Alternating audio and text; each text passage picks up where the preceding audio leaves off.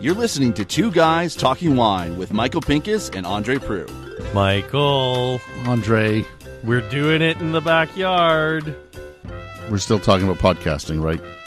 I hope so. Okay, yeah. So we're talking about podcasting in the backyard. We have a little bit of rosé in the glass. We do. Which is always good to have, especially in this the time backyard. of year. This is like the first nice day of the year. We're recording this on May 16th. You're probably listening to this in late June if you're enjoying this. So, and the other thing is that, or the weird part of it is, I have yet to get out and do some of my videos because it's been so rainy. Like, I mean, I like to do them in the vineyards.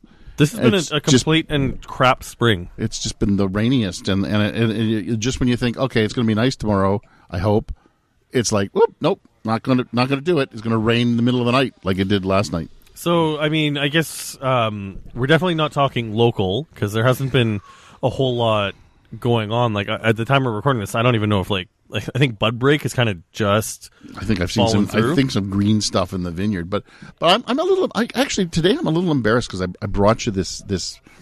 I really talked this winery up while I was away. Yes, you did. And I thought I had like tons and tons of tape from this producer. Yeah, because they're very prestigious, and I was really happy. We had a marvelous lunch with this lady, and by the time I got to the point where I had to edit it down, I had 5 minutes, and you finished the interview prematurely. We did. See, we had a nice lunch where she said all kinds of really interesting things.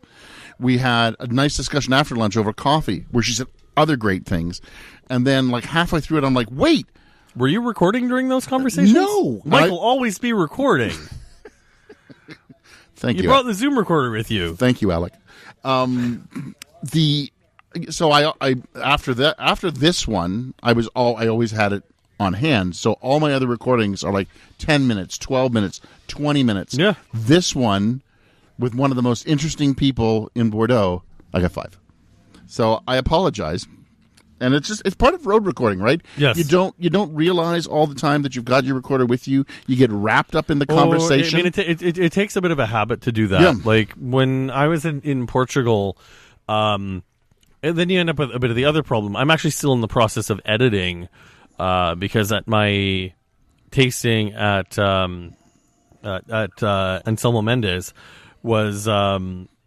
I have 4 hours of tape to go through because I was always recording. And then the thing is, like, that's just the habit, though, is you never know what you're going to miss. Like, you know, you never know when you're going to need to have the sound of, like, footsteps in the vineyard and things like that. So you've given me great advice over the years about wine travel, so I'm going to give you some great advice about recording. It's just, like, always be recording and be ready to shove that microphone in someone's face. I have no problem shoving the microphone in someone's face, but I always forget to do it because I always forget that I have it with me, and I get so engrossed in the conversation. I know, and you know what? I was really looking forward to hearing this interview because this was pretty early in your trip.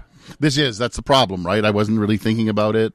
And I think the thing that happened at this winery was what I would hope would have happened to you in Bordeaux. So where we are here is we're at Haut Bailly. Yeah. Now Haut Bailly has a special place in my. I didn't know we were going. I guess I did.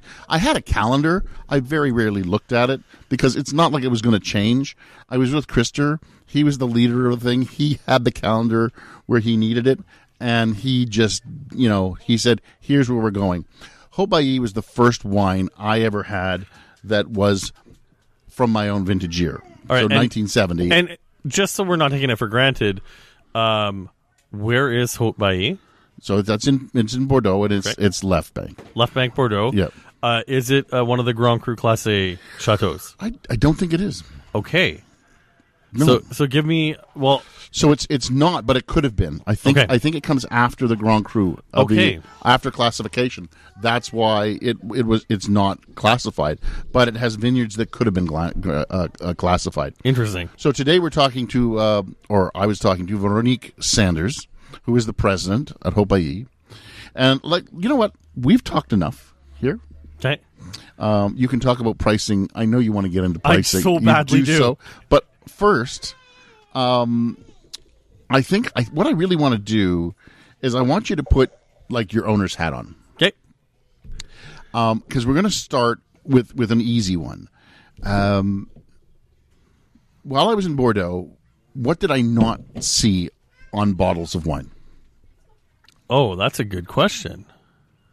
Are you actually asking me, or? Yeah, that's the question. Who? I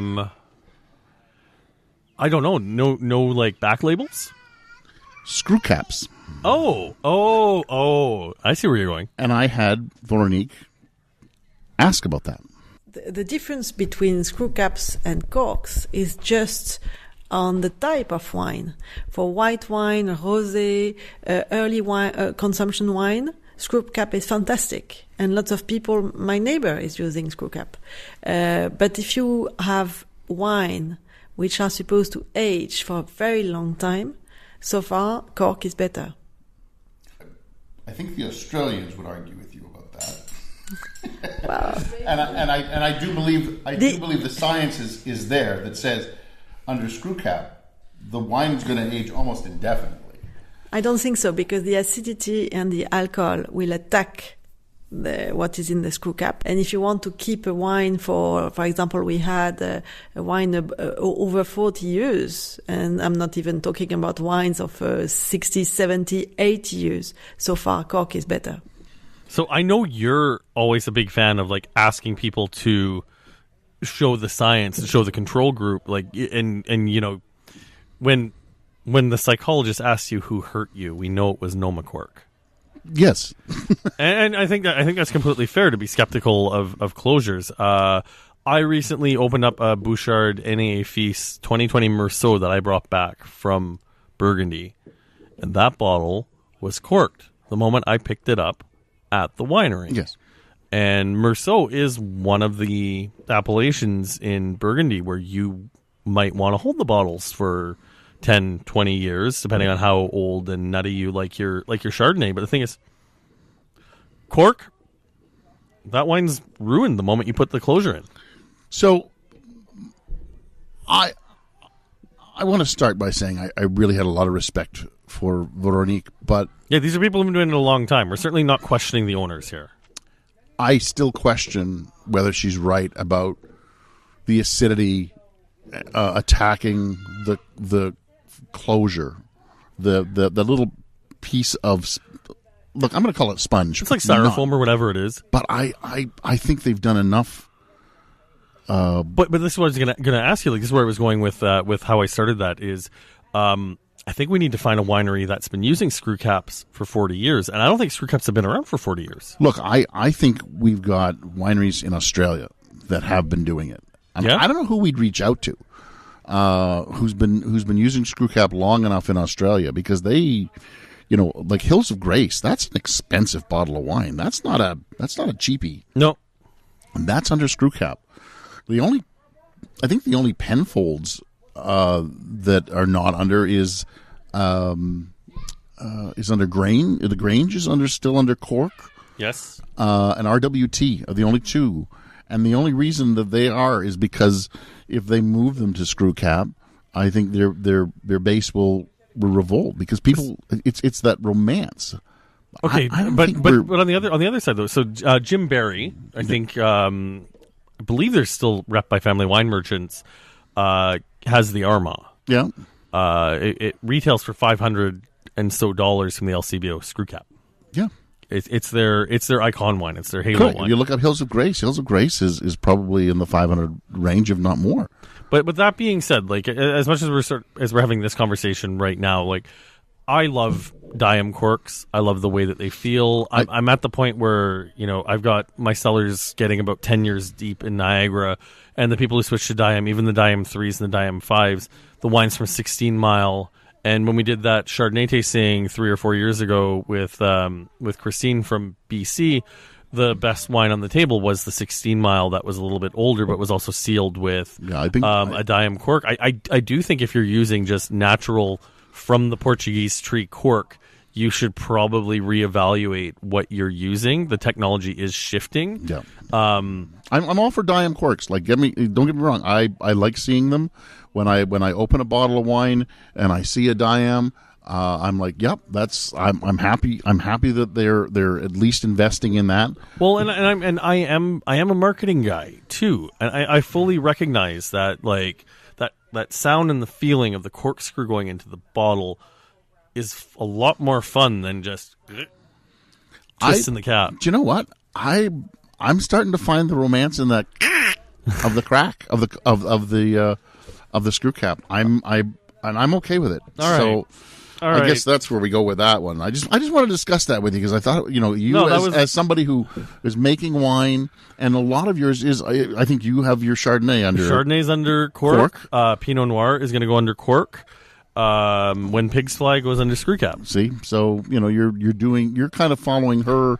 But it's exactly hers. It's just like I make When Pigs Fly because I want it gone. It's my cash flow wine. I don't want to see the next vintage in my cellar still at the end of the calendar year. I want it gone. But on the other hand, would you move your Chardonnay to a screw cap? No. I mean, we've thought about it. We've had discussions, but this is where it's, and this is one where it's kind of like Jim Jeffries' arguments about guns with the United States. It's like I could sit here and argue the practicality of it, and like dumb Americans could tell you, I want it for protection. I'm worried about the government, and she's like, no, there's only one reason to want guns. I like them. I want one. Is this what your cork corks? Is? I like corks. And I'm gonna use them. That's it. That's it. You know what? And like I said, like I understand the practical side of it, but I like the romantic nature of opening a cork. So that's it. So, and by the way, look up that Jim Jeffries bit if you haven't seen it before. It's really great. It was really good. I think it's in 2 parts. It's so long. Yeah. But it's really worth it. So I was on this trip with 2 other people. There's Krister, who was Norwegian, and Ophelia. She was Italian. And Ophelia is like really all about sustainability. And I asked 2 questions. And then I looked around the room and I said, okay, I know we've all, kind of messed up here, but does anybody else have any questions for Veronique? And Ophelia pipes up, and because sustainability and biodynamics and all of that stuff is kind of within her professional life, she wanted to ask Veronique what she thought about using biodynamics in Bordeaux. And I kind of thought, as I was listening to the answer, that it would apply to us here in Ontario. Well, biodynamic, this is a very large question.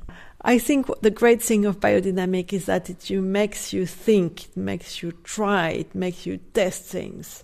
Bordeaux, as you know, very close to the Atlantic coast and next to another river, is a very humid place. And I believe in certain regions of the world, it's easier to be fully biodynamic than in other regions of the world.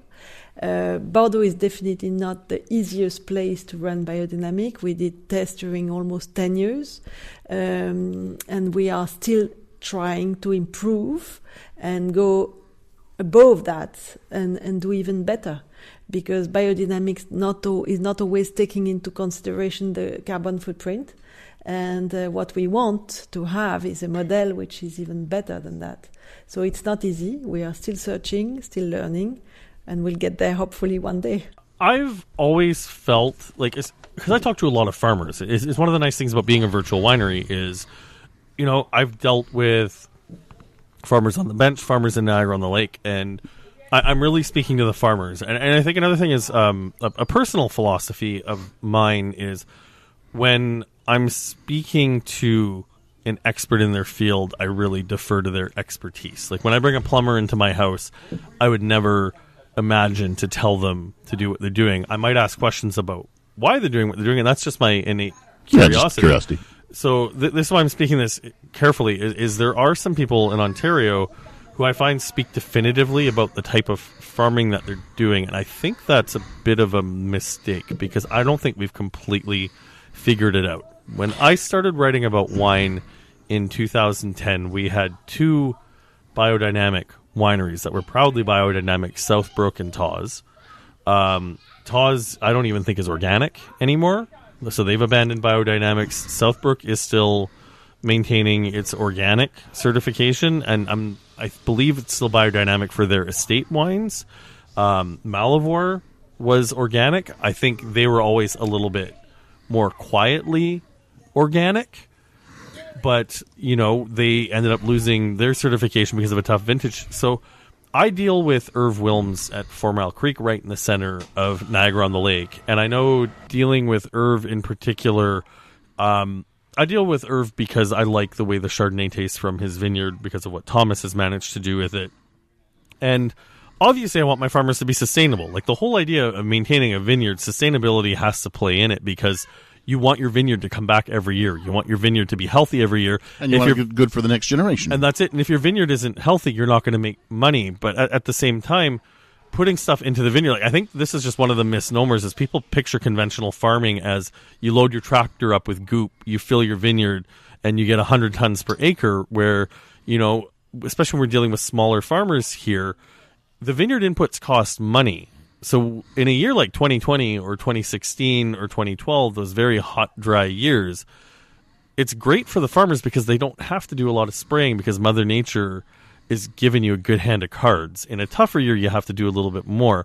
And let me tell you, there is not a single farmer in Niagara that I've met that wants to put harmful chemicals in the vineyards. So I think it's important that we challenge the notion of sustainability, but we also challenge the notion that this type of farming that comes out of a box is necessarily better because there's marketing attached to it. Organic farming, there's marketing attached to it. Biodynamic farming, there's marketing attached to that. You get to say you're a biodynamic winery. That's supposed to mean something to someone. But a lot of the wines that I've tasted come just like Dominique Perron in Beaujolais is a conventional farmer making some of the best wines in Beaujolais.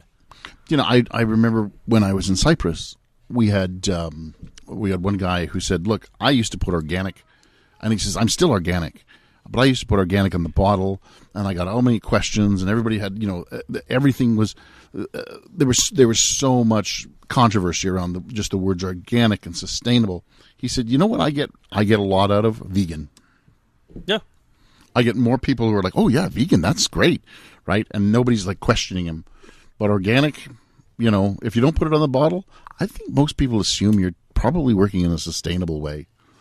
I don't think the vast majority of consumers think about it until we get to the point of a higher end wine. But then even then, it's where we get segmented. And I think we're starting to see like this trend towards, and I really don't mean this to be disparaging to people, but there was a bit of a wine hippie culture like attached to the natural wine movement that I think we're starting to see the pendulum swing back. And the thing is, there's great natural wines out there. You and I are looking for them. And the thing is, I think the image of natural wine has been hurt by the hippier part of the movement that, you and I are still just a little shocked when someone's just like, oh yeah, by the way, I don't use any sulfur, etc., blah, blah, blah.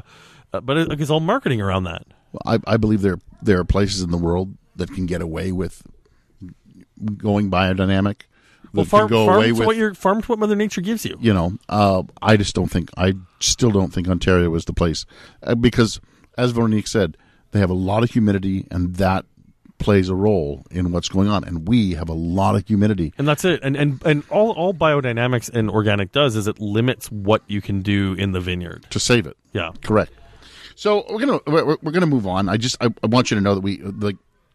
So for lunch that day, we had 5 vintages of Haut Bailly. We had from 2019 all the way back to 1979. So I think we had a 15, a 16, 2019. I think we had an 89 and a 79. If memory serves, that's what we had. I remember you didn't drink enough, if memory serves you correct.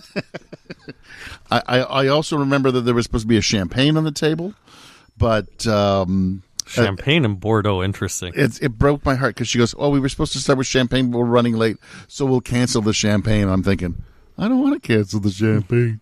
Anyway, so during our brief Q&A, Krister asked Veronique about the longevity of modern Bordeaux. And that's an interesting thing because they are starting to make wines that are drinkable sooner. And that's a worldwide trend. Correct. And so this is what Veronique had to say. I'm 100% confident that it will age in an even more beautiful way, because in the past we were waiting for certain vintages for a very long time because they were having a few defaults, and we were waiting for the defaults to fade away. Today we are making wines which are very close to perfection, I don't like to say that they are perfect, but close to perfection. And if you have no defaults when you're young, you won't have any defaults when you're getting old. And I don't see any kind of reason why they couldn't age in an even more beautiful way as their grandparents were doing. You got to be so careful using the word perfect in the wine world. So it was really, but their wines were like her 22s were absolutely beautiful. And again, if you've listened to us, 22 in Bordeaux is one of those magical years. 21, not so much, and 20 is like an above average vintage. But I think it's an interesting thought that because in the past you were waiting for something to drop out. Maybe you were hoping that the wood would drop out. Yeah. Maybe you were hoping the fruit would rise up. Maybe you were hoping that the Cabernet would outrun the wood that you had in there. Maybe the fruit. Yeah, but who gives a crap if you're making wines that aren't great 30 years down the road? What percentage of your customers are holding on to them that long?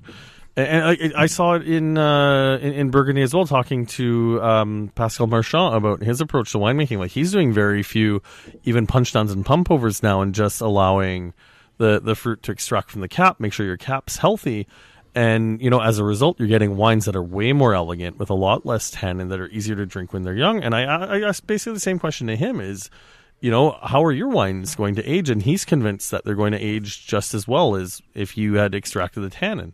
And I think there's more to a wine structure than just the tannic structure, right? There's correct. Acid and alcohol. The acid, the alcohol, everything's going to come into balance. And if you have a balanced wine from the start, I think it's going to be balanced all the way. But that's the other thing too, though, is if we're talking about like a wine that maybe a 2022 Haut Bailly won't be good in 2032, but neither you or I will be around and drink it. And who cares if your wine's not good to drink 100 years from now? If it's good for your lifetime, like for 30, 40 years, then maybe we just need to change the whole idea of how we collect wine. I think wine for me changed again when I was in Cyprus. There was one winemaker who threw he put a strawberry down and he put a piece of cinnamon down on the counter, and he said, which one of these is going to age, well.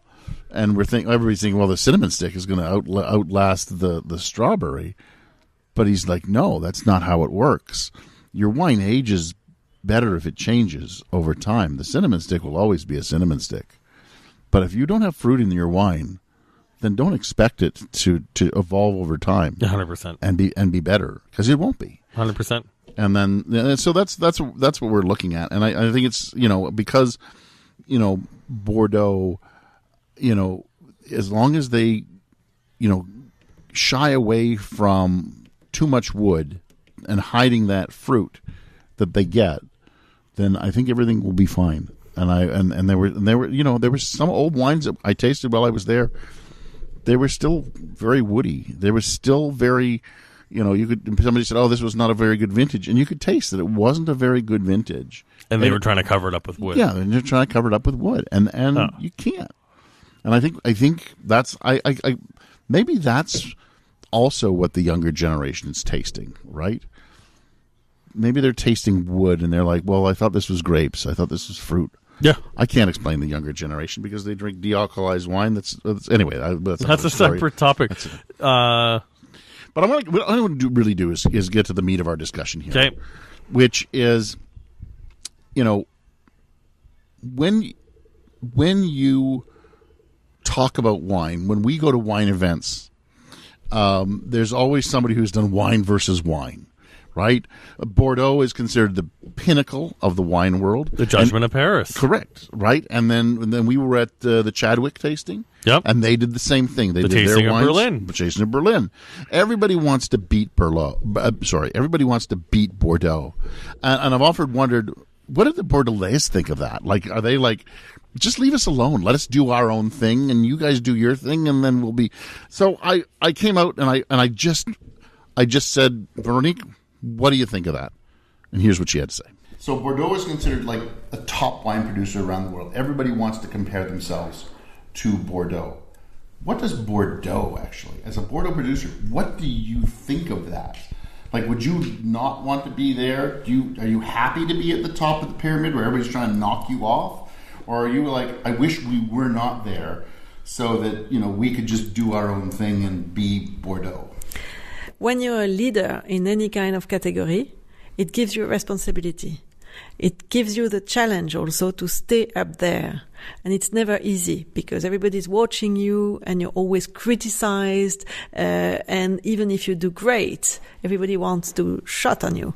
So, it's a challenge. It's fantastic to be up there. It's not easy.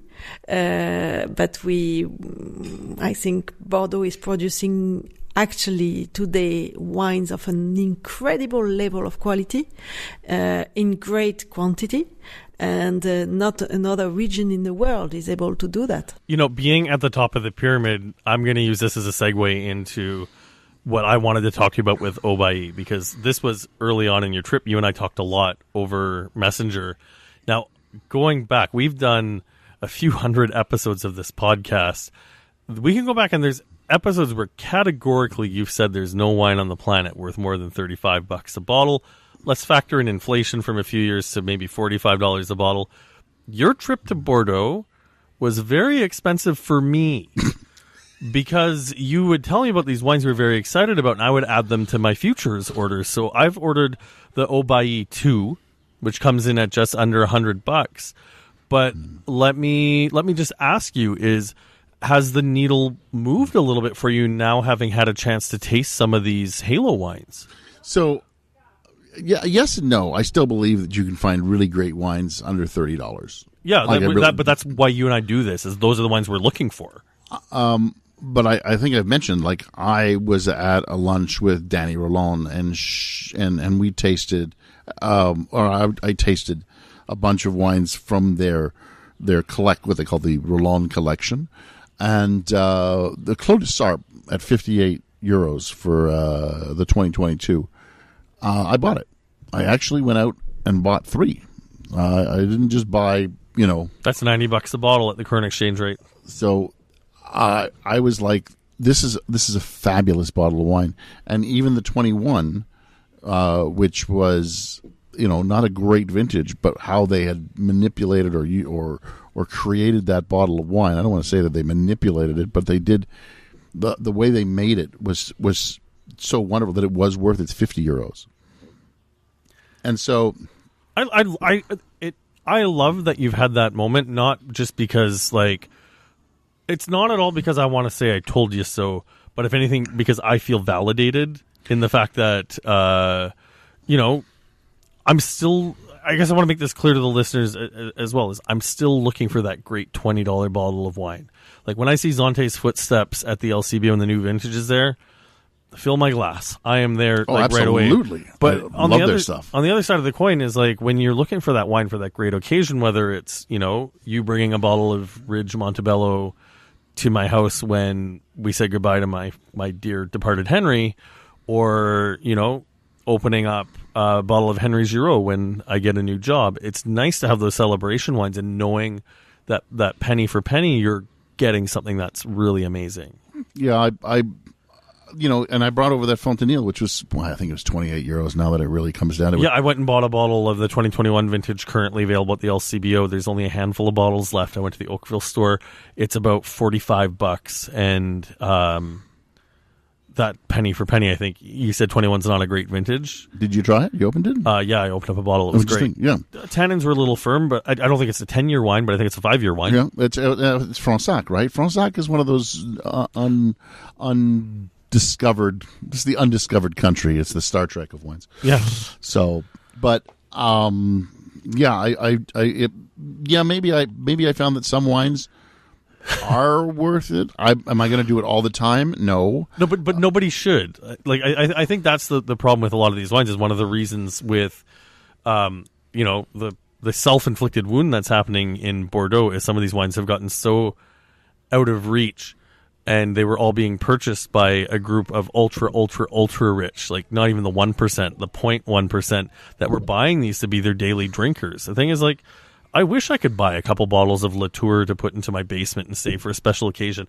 Do I wish that I could buy 50 bottles of each of the Premier Grand Cru Class A's and drink that every day of the week? They wouldn't be special anymore. You might be able to. Just on the day of recording, I received a an email today that said Lafite and Cheval Blanc had gone down 30% and 27%. And Latour did recently as well. Respectively. So, you know what? Bordeaux knows that they're in a bit of trouble, and that's where we sit. Look, I'd like to thank Veronique Sanders for coming on tape. I'm sorry I didn't get her history because it was such a wonderful discussion that we had. She was so warm. She was so welcoming. We had a great lunch with her. She was interesting, and she was a wonderful storyteller, and just you can hear from the warmth of her voice. Yep. She just loved to talk and tell us things, and I felt so bad when I saw I only have 5 minutes, but I'm glad I got to share that 5 minutes with you, with the listeners. I hope people got something out of it. Always be recording, Michael. Always be recording. God damn it. I'm Andre Prue of underwinereview.ca. Support us on Patreon, patreon.com/2guystalkingwine. And I'm Michael Pinkus, Michael Pinkus, winereview.com. You can find me on social media as The Grape Guy. Andre, thank you very much for... sorry I couldn't get a bottle of Haut Bailly. Maybe we get a... we'll figure this out. Yeah, somewhere. we'll figure it out. I mean, I've got some coming in my futures order because of you. That's perfect. So we'll have to open that up. Good night. Thanks for listening. Please subscribe to Two Guys Talking Wine on iTunes. Two Guys Talking Wine is produced by Adam Duran and Ken Little.